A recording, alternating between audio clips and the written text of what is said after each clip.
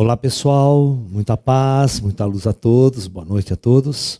Bom, o tema que nós escolhemos para a nossa palestra de hoje é como conviver com outras crenças. Como que o mundo tem convivido com outras crenças, né? Essa é um dos temas mais complexos, né, da nossa humanidade. É a humanidade entender a chamada guerra dos deuses, né? Toda a antiguidade, todos os povos da antiguidade, tá, adoravam deuses. Então os povos adoravam deuses. Ok? Isso é um ponto crucial. Segundo ponto, né? Cada povo ou nação, né, possuía seu próprio Deus.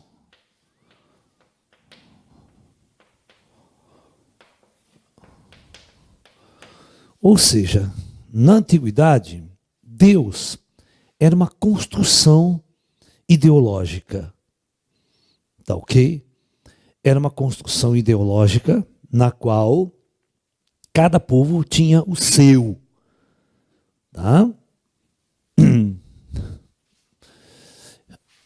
E todas as vezes que as nações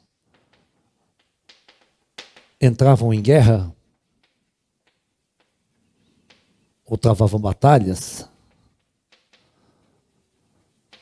era extremamente comum que os deuses entravam em guerra.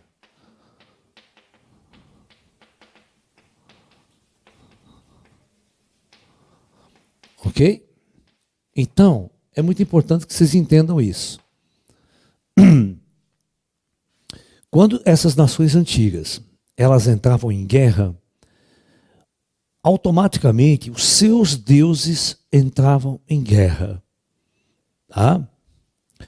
E nessas batalhas, né, quando os homens batalhavam de um lado, os deuses batalhavam nos céus. O Deus de cada povo também entrava em conflito. Tá?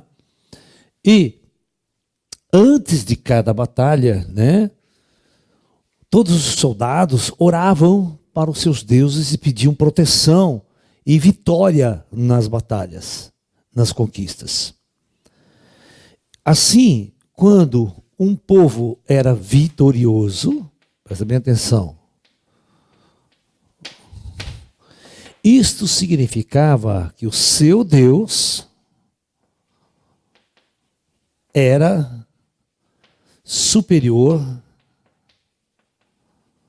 ao inimigo, ao do inimigo derrotado.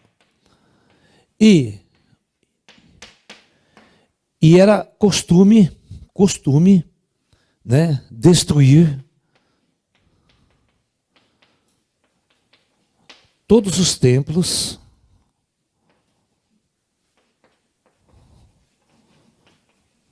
desse Deus derrotado.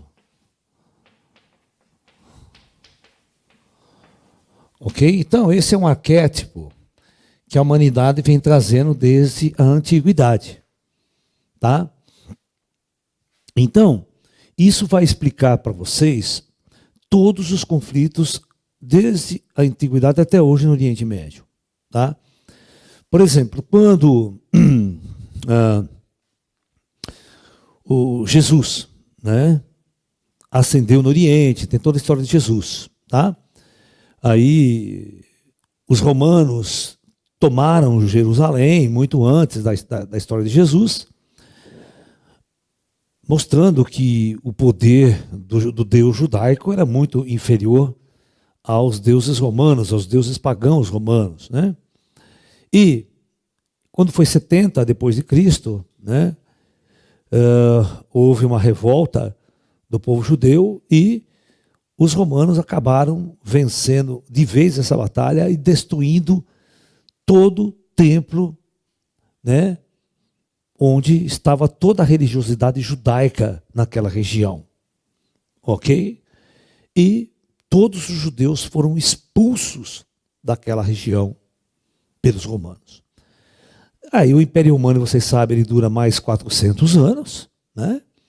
E nunca mais o Estado de Israel se restabelece como um Estado independente. Ocorre a diáspora e todo judeu é espalhado pelo mundo. Com a decadência do Império Romano e a ascensão do Império Otomano, né? O Império Otomano, no ano 400, lá depois de Cristo, o Império Romano cai sobre as mãos do Império Otomano, que é muçulmano, né? Ok? Muito bem. Então, a partir daí, você tem a ascensão do Império Otomano, você tem a ascensão do islamismo no mundo, naquela região, e aquela região é tomada pelo Islã.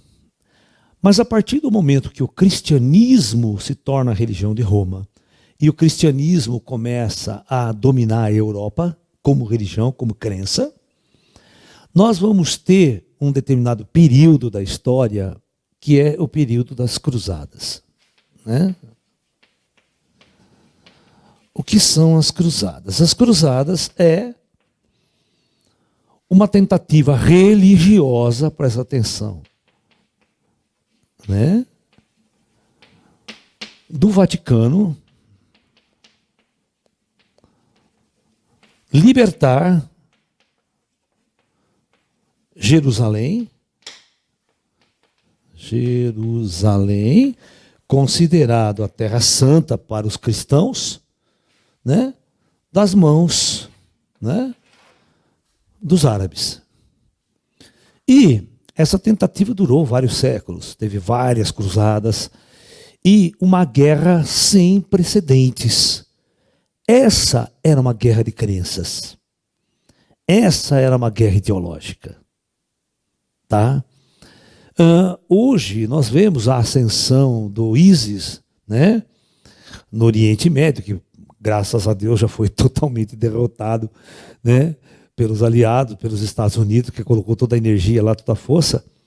Mas a ascensão do islamismo como Estado, como uma nova ordem mundial no Oriente Médio, onde o Estado não é laico, o Estado é dirigido por ideologias religiosas, né?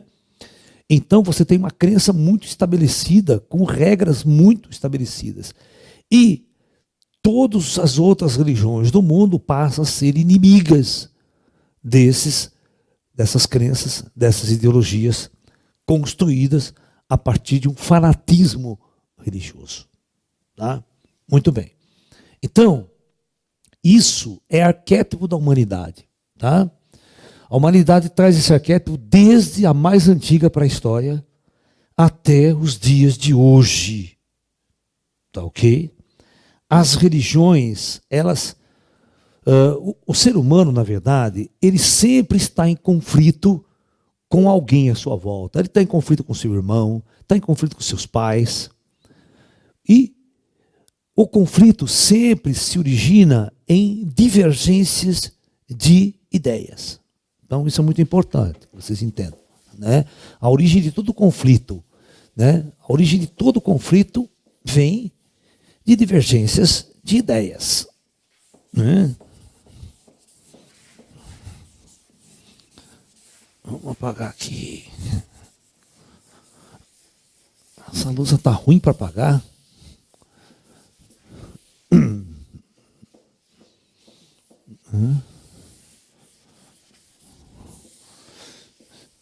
Uma outra lousa, porque essa lousa está muito ruim já. Bom, então é muito importante que vocês entendam o seguinte, né? Todos os conflitos, né, eles surgem de divergências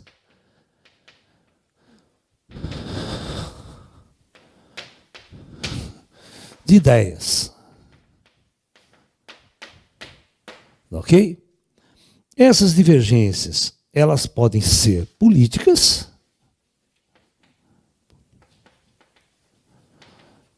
né? Religiosas, que são as mais comuns, né? Divergências políticas, vocês sabem, né? Nós temos uma demonstração muito grande no século XX, que é a ascensão do comunismo no mundo, né? Versus o capitalismo, né? Uma guerra sem precedentes foi travada por ideais políticos, né? E cada povo, né, tinha ou não a sua religião. A sua religião caminhava junto com uma divergência política. Tá ok? Então, nas divergências políticas, a religião, ela faz parte da ideologia de um povo, de um país. Tá? Então, quando, por exemplo, o comunismo no mundo, a ascensão do comunismo, ela tentava banir a religião aonde ela chegava, né? E isso causou um conflito religioso sem precedentes contra o comunismo, ok? Então as religiões não podiam existir num Estado politicamente regido por ideologias comunistas, marxistas e tudo mais, né? A religião era considerada o ópio do povo, as crenças religiosas. Né? Então, você vê a China. A China destruiu toda a religiosidade do Tibete. A China destruiu a religiosidade do seu país inteiro. Tá? Não existe nenhuma religião autorizada a funcionar na China. Na União Soviética, o comunismo praticamente deu uma quebrada, as religiões lá ainda tem um pouquinho de... Mas não é tanto levado a sério assim. Cuba, outros países não têm religião. Tá? Uma vez o Papa foi visitar Cuba, né? E no sarcasmo, né, do presidente cubano Fidel Castro, ele fez a seguinte pergunta para o Papa, olha que louco, mas por que serve um Papa? O que faz um Papa? Por que serve? Né? Ou seja, desdenhando profundamente a religiosidade dos ocidentais, do catolicismo ou qualquer outra coisa. Tá? Muito bem. Então, você é um espiritualista? Se você é um espiritualista, a primeira coisa que você não pode ser, né, é um religioso. Você não pode ser religioso. Tá? Porque espiritualista é uma coisa, ser religioso é outra. Religioso é ser fiel à sua crença, à sua religiosidade. E isso pode levar você ao chamado extremismo religioso. E a não conseguir conviver e compartilhar ideias diferentes e divergentes da sua. Então, o espiritualista, como que ele é? O espiritualista é aquele que constrói a sua própria crença independente de qualquer outra religiosidade que são lhe imposta. O espiritualista não recebe nenhuma crença que venha de fora. Ele constrói a sua crença a partir de si mesmo. E o mais importante de tudo, ele não se preocupa com as outras religiões. No entanto, nós sabemos que quando o espiritismo começou a ascender no Brasil, tá, vídeo caso, a história de Chico Xavier, como os médiuns espíritas e o espiritismo foi perseguido a ferro e fogo pelo cristianismo. E o cristianismo mesmo, não é só uma questão da igreja católica, não. Todas as outras igrejas crentes, elas perseguem o espiritismo, tá? O kardecismo e tudo mais. Há uma perseguição ideológica, tá? A ponto de estabelecer conflitos sem precedentes. Tá? Então, como viver num ambiente desse? O ambiente humano sempre foi um ambiente de conflito, né? Agora, aquele que busca a verdadeira espiritualidade, né, ele busca a paz, né, interior. E a paz interior sempre vai refletir no mundo externo, na sua relação com outras crenças, na sua relação com outras religiões. Eu não tenho nenhum problema com outras crenças. Eu não tenho nenhum conflito com outras crenças. Agora, as pessoas de outras crenças, elas podem ter conflito comigo. Na ufologia mesmo. A ufologia é uma torre de Babel. Né? Cada um pensa de um jeito, cada um acredita numa coisa, de uma maneira de ser, de uma maneira de entender a ufologia, e a ufologia se tornam crenças e conflitos ideológicos dentro da ufologia. Eu já sofri quantos boicotes, vocês sabem, né? Por outros ufólogos aí do Brasil, por ter uma visão praticamente religiosa ou espiritualista da ufologia. Né? Mas a gente tem que fazer o quê? Ser zen nessa história, né? Não entrar em conflito, não estabelecer nenhum ato de guerra, não permitir que a desavença e as discussões cresçam, se avolumem. Né? Nós temos que ser um Gandhi nessa história.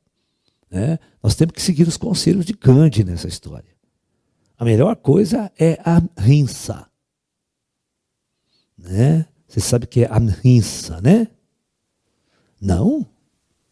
É um termo indiano que significa, né, paz, não violência. Ahimsa é não violência. Jamais você partir para a violência. Ok? Praticamente Gandhi ganhou independência com a Inglaterra pelo método da ahimsa. Ele não lutava, ele não combatia. Ele simplesmente não fazia nada, pelo não agir. E pelo processo, ele ganhou praticamente essa revolução contra a Índia, né? Essa guerra civil. E libertou a Índia da colonização inglesa. Né? Então, basicamente, nós temos que seguir o conselho de Gandhi. Tá? Não só na política, não só na religiosidade, nós devemos permitir que cada indivíduo construa sua própria religiosidade, respeitando com harmonia o caminho e a jornada de cada um. O meu papel é semear. Eu semeio. Jogo a semente ao vento. Quem quiser pegar essa semente e plantar na sua terra e seguir adiante, tudo bem. Laércio. Nossa, tá muito baixo. Fala mais longe do microfone. Laércio, como se escreve essa palavra, paz sem violência? Ahimsa é uma coisa meio assim,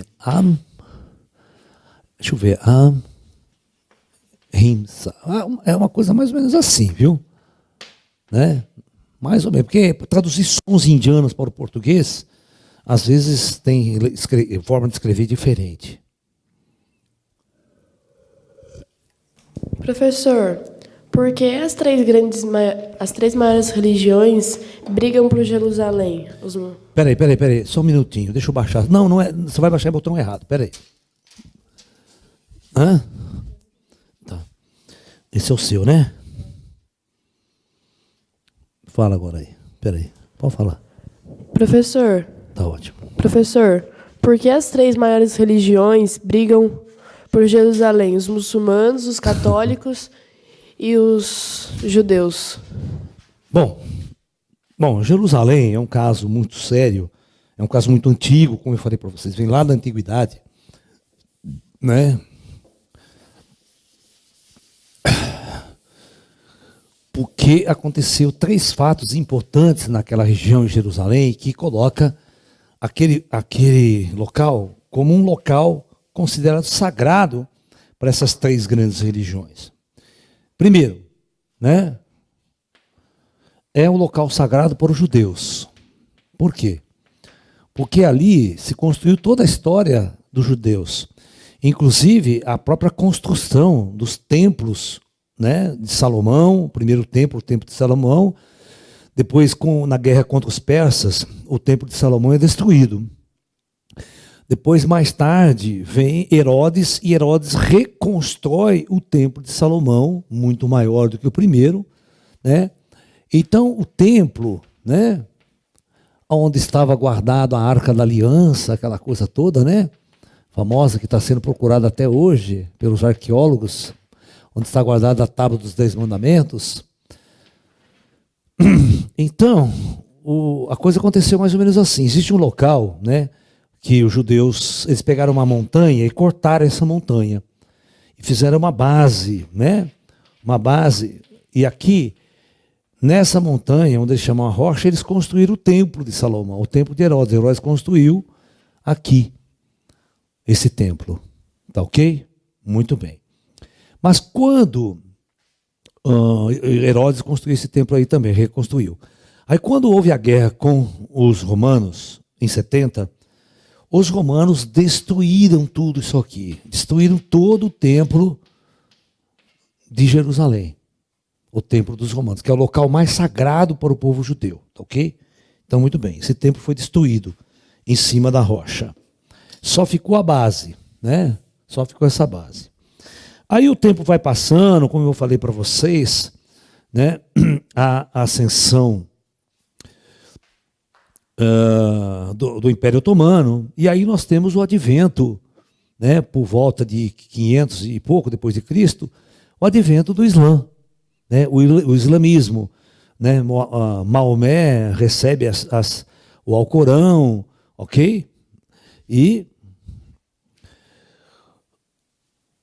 todo esse povo que morava nessa região, que era árabe, era árabe, ok? E esse povo vai se tornar islâmico. E Maomé, presta bem atenção, Maomé, na sua peregrinação pelo Oriente, que recebeu os tabuleiros, Maomé morre aqui em cima. Segundo os mestres islâmicos, ele ascende aos céus numa carruagem de fogo aqui neste templo, desse monte sagrado, ok? Então, esse aqui é o segundo local mais sagrado para o Islã no mundo. O primeiro é onde ele recebeu as leis, as tábuas da lei, que é lá na Arábia Saudita, né, em Riad. Por isso que todo mundo, Meca, na verdade é Meca, onde todo mundo fica virado para Meca, rezando para Meca, né? E o segundo local mais sagrado é aqui. E aqui, nesta época, então, os árabes constroem uma mesquita, que está lá até hoje, chamada Cúpula da Rocha, a Al-Aqsa. Ok? E isso aqui está até hoje lá, né? Quando em 49 o Estado de Israel é reestruturado de novo, né? Ali viviam os palestinos, né? E tudo mais. O Estado de Israel pleiteia Jerusalém como a sua volta. E o sonho de todo judeu é derrubar essa mesquita aqui árabe e construir o terceiro templo, né, do povo judeu, que foi totalmente destruído. Então, há esse conflito entre judeus e árabes.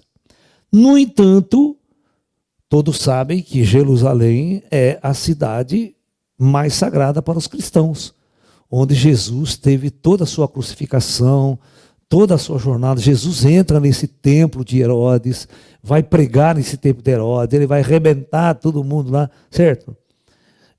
Então Jesus, o cristianismo tem uma história nesse lugar também. E tem os locais sagrados para o cristianismo, né? Tem toda aquela Via Crucis, tem onde Jesus foi enterrado, a tumba de Jesus, tal. Então é um local sagrado para as três grandes religiões, né? Então judeus, depois vem os árabes, né? Na verdade, a gente não deve nem chamar de árabe, né? Porque árabe é Arábia Saudita, né? Então a gente deve chamar Islã mesmo, porque o Islã é todo o Oriente Médio, tem povo que não é árabe, é islâmico, tá? Então vamos colocar aqui islâmico. Ok? Né? E é claro, da mesma forma que o cristianismo teve muita ruptura, muita divisão interna, né? A primeira quebra na religião católica foi o protestantismo, né? Certo? Lá 1500 e pouco, lá na Alemanha. E depois, muitas outras quebras, até a própria igreja ortodoxa russa, que ela grega, russa, que se divide da igreja católica, do Papa, forma o cristianismo também. E todas essas divisões acontecem. E há sempre uma briga interna, né, nas religiões. No islamismo também tem, né? Nós temos o pessoal chama lá de os xiitas, os sunitas, né? São divisões dentro do islamismo que também cria esse conflito entre eles mesmos, criam esses conflitos, assim o cristianismo também cria esses conflitos, né? Ideológicos também, né? E, claro, por fim, o cristianismo aqui. Por isso que essa região é uma região, né, de grande conflito religioso dessas três grandes religiões. Tá? Professor, homens famosos como Chico Xavier, Madre Teresa, Ayrton Senna, entre outros idolatrados, podem ser considerados deuses na história futura? Não, não, acredito que não. Deuses? Não. Além de respeitar... Por exemplo, Chico Xavier é um fenômeno brasileiro. Ninguém conhece Chico Xavier lá fora, no resto do mundo. Tá? A Madre Teresa é uma católica, você está entendendo? Então, o resto do mundo nem sabe que ela existe, nem liga para ela. Hoje em dia nós não temos crenças tão poderosas, né? Ou líderes, ou avatares modernos que poderiam ter a força de um Jesus, ou ter a força de um Buda, ou ter a força planetária de Mohammed, né, o Maomé e tudo mais. Hoje não. Além de respeitar todas as crenças, o que podemos fazer para manter a paz para os corações duros desse período que nós vivemos? Olha, cara, você já faz muita coisa se você cuidar de si mesmo. Né? Eu sempre falo, você ser um canalha a menos nesse mundo já é uma grande coisa que você faz. Né?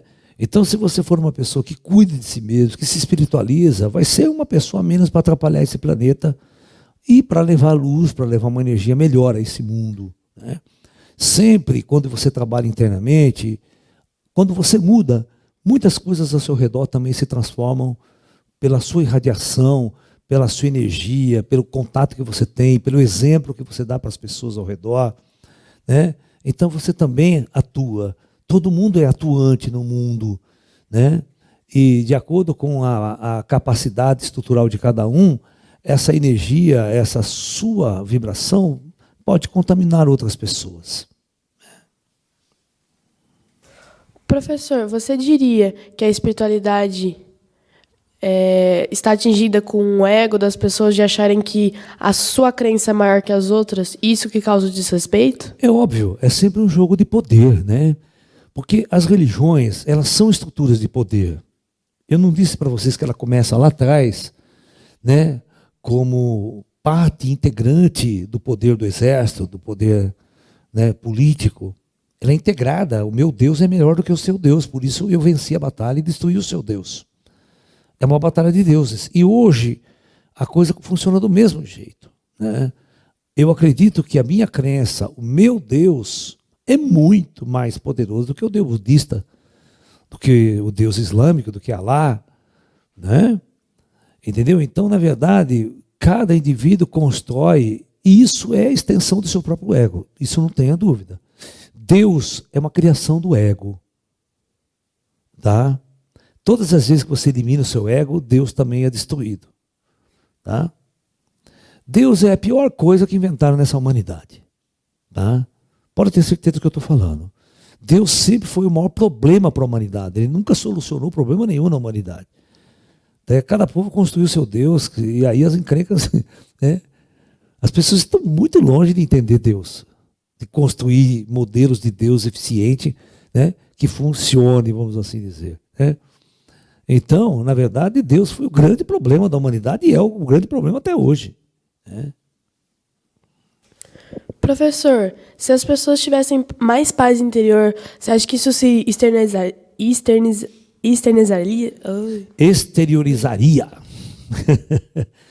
Buda sempre disse, né? O mundo, ele é aí fora o reflexo do interior das pessoas. Ele é reflexo do interior. O mundo exterior reflete e espelha o interior das pessoas. Se você vê que o mundo está um caos, está em guerra, está em conflito, cheio de doenças, cheio de problema, porque isso está acontecendo dentro do ser humano também. As guerras começam dentro, os conflitos começam dentro e espelha fora. Né? Sempre é assim. Isso é Buda já dizia lá atrás isso. As crenças são importantes para os homens iniciarem seu caminho espiritual, como, por exemplo, um estágio inicial para o autoconhecimento? Não. As religiões não deveriam nem existir. Se elas não existissem, o homem chegaria mais fácil, mais rápido nesse contato interno consigo mesmo. Né? As religiões só levam você para o externo. A maior parte das religiões leva você para o externo. Né? As pessoas ficam acreditando num Deus e achando que Deus vai resolver o problema da vida dela. Né? Esse é um grande problema. As religiões só criaram problema ao longo da história. Elas nunca serviram para nada. E hoje também não vai servir para nada. Nem para iniciar ninguém. Muito pelo contrário, inicia a pessoa do lado errado, no caminho torto. Aí demora-se muito tempo para voltar. Perde-se muito tempo nesse caminho torto. Né? Elas acham que com Deus fora, ele pode resolver os problemas dela. Se elas buscassem internamente, isso seria mais fácil resolvido? Isso que você quer dizer? Exatamente. Exatamente. Essa é a discussão de Confúcio, essa é a discussão de Lao Tzu no Tao Te Ching. Tá? Lao Tzu no Tao Te Ching, ele constrói todo o mundo em função daquilo que o homem é internamente. Se o homem tivesse voltado para dentro, ele iria encontrar um universo tão gigantesco e tão infinito quanto esse universo externo. Aí ele podia agir de uma outra forma no mundo. Né? Essa é a base. Os grandes pensadores sabem a solução, eles têm a solução. O problema é quem cria religião em cima desses pensadores. Cria-se religião em torno de Jesus, cria-se religião em torno de Buda, cria-se religião em torno do Espiritismo. O Espiritismo é um problema também. Né? O grande problema do Espiritismo é bons médiuns. E outra, virar uma religião, simplesmente cristã. Né? O Espiritismo não deveria ser cristão. O Espiritismo deveria ser multifacetado ou pluri. Né? Ou não devia nem ser cristão, devia ser simplesmente vazio de crenças estruturais. Simplesmente, né, ficar constatando o fato de se dialogar com o plano espiritual e na nossa natureza espiritual. Né? Professor, você acredita que como o Brasil é um país misto, que tem várias religiões e várias pessoas mais espiritualistas, está à frente das outras nações? Claro que não. Isso é bobagem. O Brasil é um país atrasado em todos os sentidos. Só em alguns segmentos espirituais que ele tem um pouco de avanço. Você está entendendo? A nossa espiritualidade aqui no campo do diálogo com os espíritos é algo avançado para o resto do mundo. Né? Mas falar que o Brasil é 90% cristão. Né? E outra, 90% cristão, eu acho que daí você tem aqui uns 60% católico e 30% evangélico. Quer dizer, não resolveu nada. Não resolveu nada. É uma minoria que tem esse padrão espiritual, né, que nós temos. O espiritualista nosso brasileiro, hoje ele é uma fusão de hinduísmo, budismo, né? Teta Healing, Reiki, um monte de merda, desculpa o termo, um monte de coisas e crenças e construções que vêm dos Estados Unidos, vêm não sei de onde, né? O esotérico hoje ele é terapeuta, né?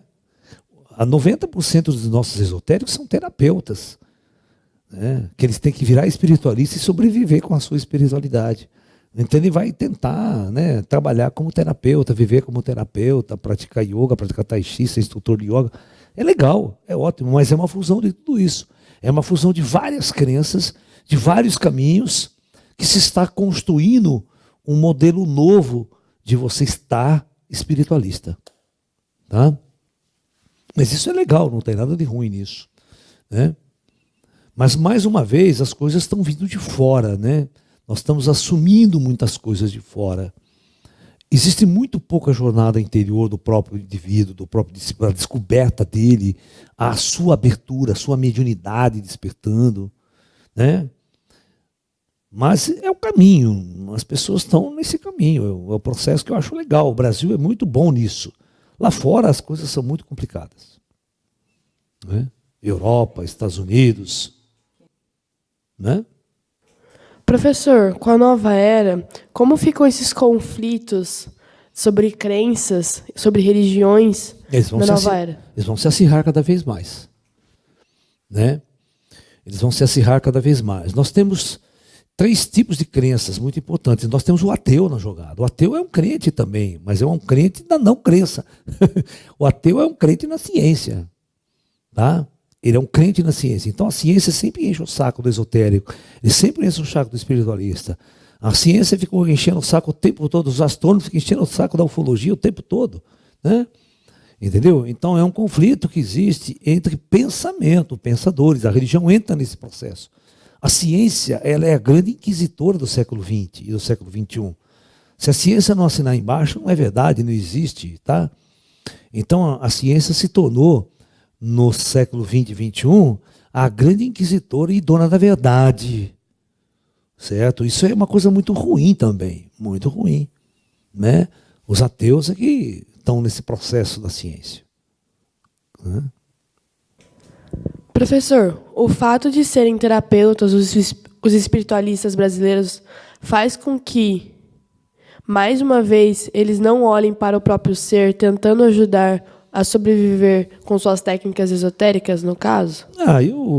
Eu acho, sabe o que é? O mundo esotérico, o mundo espiritualista, ele é mesclado de tudo isso, né? Faz parte você estudar medicina oriental, medicina chinesa. Quando a gente vai praticar o Tai Chi, você vai praticar o Kung Fu, a gente aprende a medicina chinesa. Né? A gente entra no universo da medicina chinesa. Aí você entra no universo de estudar o budismo. Aí você entra no universo de estudar o taoísmo. Né? Então é uma coisa muito conectada, muito conectada. Agora, o que acontece? Quando toda essa cultura oriental ela vai para os Estados Unidos ou vai para a Europa, os chamados terapeutas, psicólogos, tal, começam a criar uma outra rotina, uma outra forma de ver o ser humano. E começam a implementar essa questão de visões dentro das terapias holísticas, chamadas holísticas, né? Que é um aperfeiçoamento que é um ramo da chamada medicina tradicional, né? E focada com espiritualidade. Né? As medicinas holísticas todas têm uma espiritualidade de fundo. Tá? Isso é legal, isso é ótimo, isso é a nova era, esse novo momento. As pessoas estão se descobrindo, né, através desses caminhos. E pode ser uma coisa muito boa isso, no sentido de fazer as pessoas se aproximarem mais desse caminho espiritual. Professor, existe alguma chance do charlatanismo acabar? Não, por quê? Não vai acabar. Por quê? Só um minutinho. Charlatanismo é uma coisa inerente à natureza do homem, do ser humano. Tá?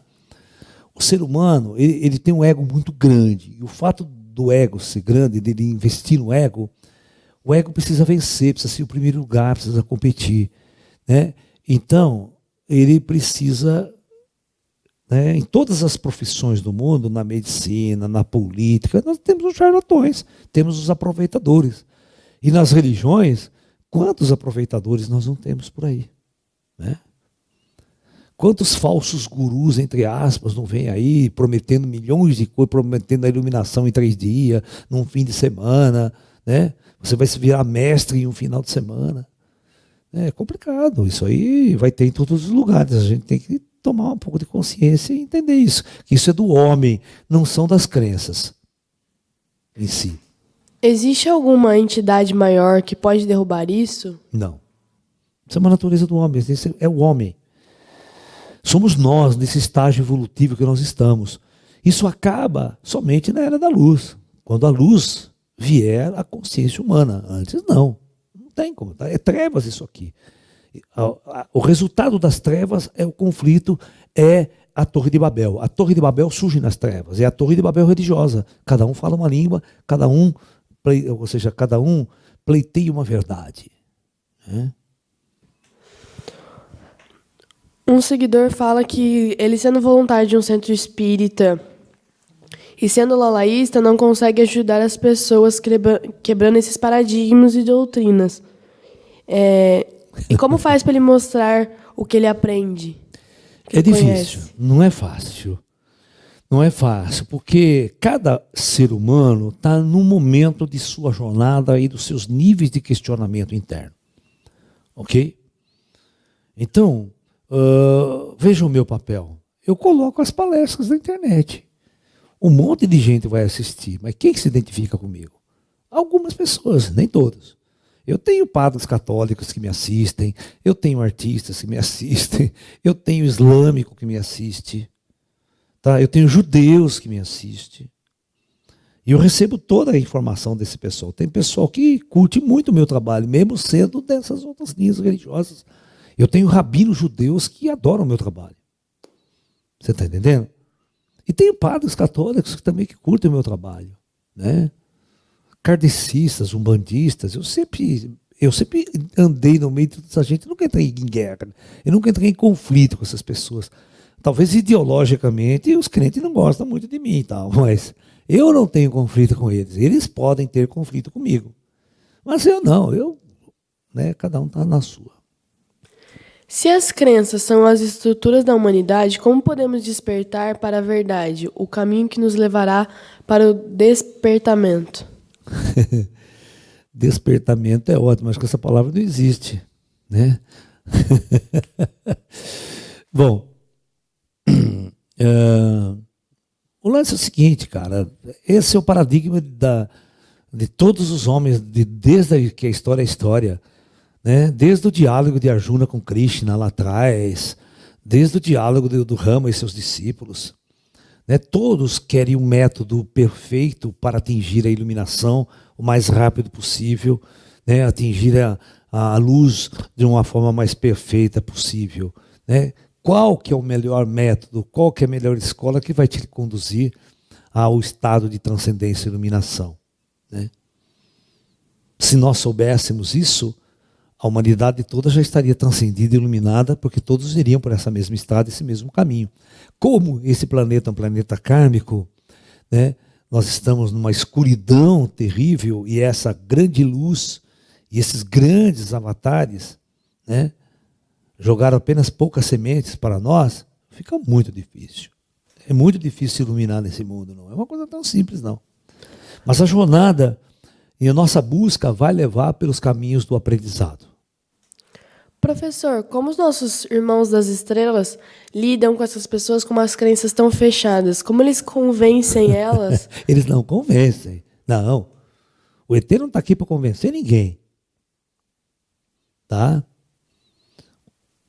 Ok? Se isso fosse verdade, eles já teriam feito as aparições em massa, já teriam convencido a humanidade, né, de vida fora da Terra, de vida inteligente fora da Terra, e também estariam dialogando com o ser humano abertamente, mostrando, né, uma nova luz, uma nova era, uma nova consciência. Esse período ainda não chegou, né? Os ETs estão tão sorrateiros quanto os espíritos, né? O mesmo nível de proibição de manifestações espirituais atinge os extraterrestres também, tá? Da mesma forma que os espíritos não podem materializar, os ETs também não podem materializar. Nós não estamos nesse momento. Mas como eles trabalham, como eles fazem para com que quebre esses paradigmas nas pessoas? É muito devagar. É muito devagar. Né? É claro que eles têm um método de mudar internamente, mudar o software, que eu falo para vocês da Onda Chan, né? Mas não são todas as pessoas do planeta que recebem. O ser humano ele tem que ter uma capacidade de ir buscar, de buscar mais compreensão, de buscar mais entendimento. Eles podem ajudar nesse processo. Porque existe o livre-arbítrio, né? Existe o chamado existe, a aparição dos discos voadores, tudo isso aí é um chamado. Mas quem atende ao chamado? Esse é o problema sério. Tá? O ser humano tem que ter um nível de consciência para atender chamados avatáricos. Né? O Trigueirinho usava um termo, né? Os auto-escolhidos. Né? quem serão escolhidos. Não existe quem, é você que escolhe o seu caminho, a sua jornada pela vida. Cada momento o ser humano procura essa autoescolha, né?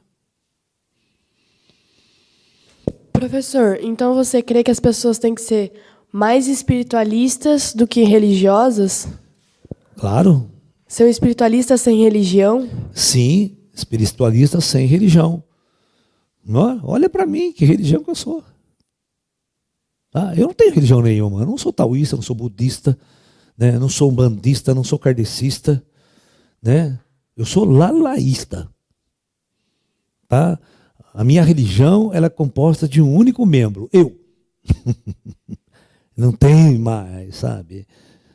Cada um vai construir a sua, né? Eu acho assim, esse é o ponto-chave da questão. No mosteiro Shaolin era muito interessante, né? Tinha uma placa, tinha um texto na porta do mosteiro dizendo: aqui moram, por exemplo, 355 monges. No outro lado, aqui existem 350 religiões. Okay? Então, cada ser humano é uma religião, do ponto de vista, né? Então, não adianta, não se constrói uma religião para todo mundo seguir. Isso é o maior erro da humanidade, né? Porque daí as regras vêm de fora, as leis vêm de fora, os mandamentos vêm de fora, a escravidão vem de fora, né? É bem por aí. Uhum. Professor, você acha que então a gente deve buscar o conhecimento em cada uma dessas religiões e pegar o melhor de si e trazer para a sua filosofia, criando a nossa própria espiritualidade, nosso próprio caminho? Seria o nosso próprio caminho do meio? Isso. Você pode estudar todas as religiões. Você pode estudar o cristianismo, você pode estudar o budismo, você pode estudar o taoísmo, né? Você pode estudar o hinduísmo, você pode praticar o yoga, praticar o tai chi, você pode estudar ufologia, você pode estudar matemática, ciência, física, astronomia. Tudo isso é conhecimento. E o conhecimento é parte do processo de ascensão espiritual. Ninguém evolui ignorante. Bem, então é isso, pessoal. Eu acho assim que, né, no mundo que nós estamos hoje, nós temos que ter consciência que é um mundo de trevas. E sendo um mundo de trevas, ele é um mundo de pouca sabedoria. Raros são os seres humanos que sabem o verdadeiro caminho a seguir. As pessoas tateiam no escuro. Então é muito mais fácil seguir a luz dos outros. A luz de um sacerdote, a luz disso, que tem os templos. Então os templos construídos aí, religiosos, atraem as pessoas como, né, insetos são atraídos pelas luzes da floresta quando você acende uma luz à noite, né? Mas chegando lá, o que elas vão ver? Que luz que elas estão seguindo? A luz dos outros, não a sua própria, né? Aí esses outros que se dizem e se ditam regras e leis são os doutores das religiões. Eles são os verdadeiros sacerdotes, né? Que são os escravadores da alma, né? E do espírito. A gente tem que tomar muito cuidado com gurus, mestres. Eles passam a ser, né, sacerdotes, políticos. Eles são os grandes corruptores da alma. E não os mestres que levam você para a luz. A gente tem que tomar muito cuidado com isso. Então é isso. Namastê, muita paz, muita luz a todos, pessoal. Muita paz.